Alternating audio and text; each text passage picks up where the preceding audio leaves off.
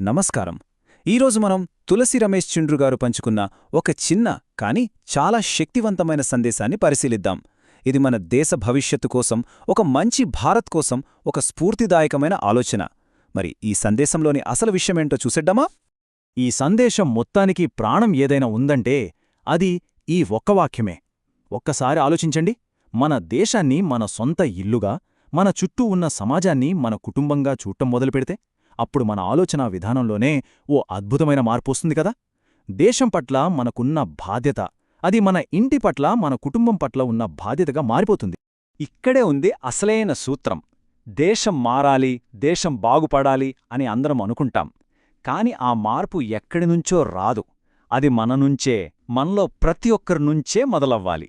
వ్యక్తిగతంగా మనం మారితేనే దేశంగా మనం మారతాం. సో మార్పు మనతోనే మొదలవ్వాలి. అసలు ఈ మార్పంటే ఏంటి? పెద్ద పెద్ద మార్పులు కూడా చిన్న చిన్న పనులతోనే ఎలా మొదలవుతాయో ఇప్పుడు చూద్దాం.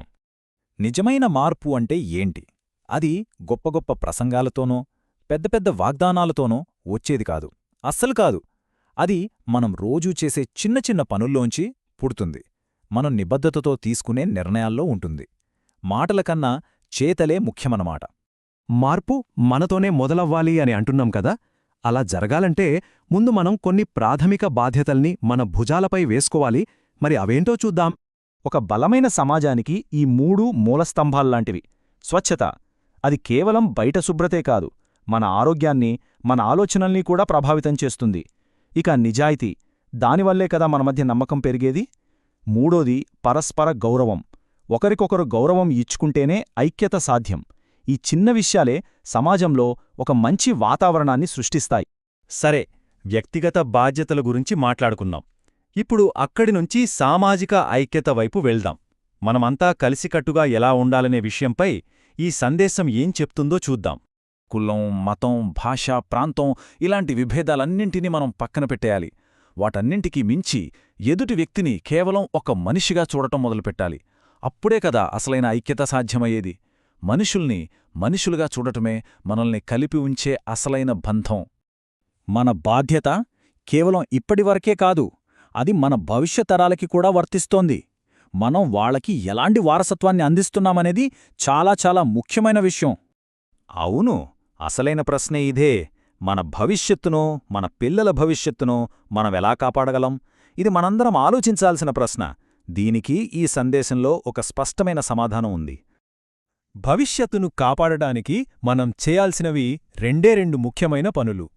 ఒకటి, మన పిల్లలకు మంచి విలువలు, మంచి సంస్కారం నేర్పించడం. 2, మన రేపటి రోజు బాగుండాలంటే ప్రకృతిని కాపాడుకోవడం. ఈ రెండూ ఒకదానికొకటి ముడిపడి ఉన్నవే. ఇక మనం ఈ సందేశం యొక్క ముగింపు దశకు వచ్చేశాం. ఇది మనందరి కోసం ఒక పిలుపు, ఒక శక్తివంతమైన పిలుపు. ప్రతి గొప్ప మార్పు ఈ ఒక్క సంకల్పంతోనే మొదలవుతుంది, నేను మారుతాను అని. ఇది వేరే వాళ్లపై బాధ్యత నెట్టేయడం కాదు, మనమే బాధ్యత తీసుకోవడం. ఇది ఒక వ్యక్తిగత ప్రతిజ్ఞ. ఎప్పుడైతే నేను అనే వ్యక్తిగత సంకల్పం మనము అనే సామూహిక శక్తిగా మారుతోందో దాని ప్రభావం ఊహించలేనంతగా ఉంటుంది. ఒక్కొక్కరు మార్పు కలిసి ఒక పెద్ద ఉద్యమంలా తయారవుతుంది. నేను మారి, మనం మారినప్పుడు ఇక దాని సహజమైన ఫలితమే దేశం మారడం, మనందరి సమష్టి కృషికి దక్కే అంతిమ ఫలం. తులసి రమేష్ చిండ్రు గారు అందించిన ఈ అద్భుతమైన సందేశం మన అందరికీ ఎంతో స్ఫూర్తినిస్తుంది. ఈ భావనను మనసులో ఉంచుకొని ఒక మెరుగైన భారతదేశ నిర్మాణంలో మనమందరం పాలు పంచుకుందాం. జై హింద్.